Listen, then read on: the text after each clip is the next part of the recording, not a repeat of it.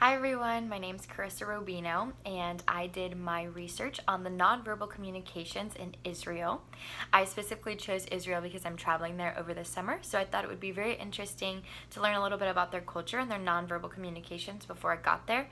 And the first thing that I learned was about their dress code. For women, they have a very strict and conservative dress code. They prefer women to wear long skirts or long dresses, very loose clothing at all times. It just shows their modesty, and they just prefer to be very conservative. For men, they usually wear pants, closed-toed shoes, a jacket, and most likely they have a white shirt underneath.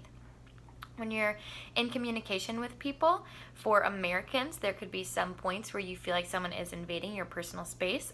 That's not a thing for them in Israel. So their culture is to communicate very closely to each other, and it's actually rude to back away if you start to feel a little bit uncomfortable. So their verbal communication is always very close to each other, and it's not out of the ordinary for them. When they are in communication with each other, it's not uncommon for there to be a lot of physical contact with one another, which for Americans, that would be a little bit uncomfortable for us, but for them, that's also completely normal. When you are communicating with people or using gestures at all, a thumbs up to them is very negative. It's almost the same as flicking someone off in America. So it's never used, and if it is used, it's used specifically to be rude to someone.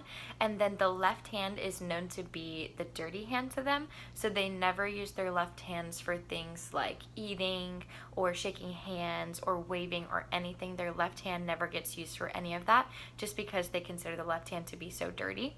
And then the last thing that I researched was when Americans feel kind of heartfelt and emotional about some things, they'll put their hand on their chest to kind of symbolize that, whereas in Israel, that's a very negative and disrespectful thing to do, and they never prefer to put your hand on your chest. So that's what I learned. Thanks for listening.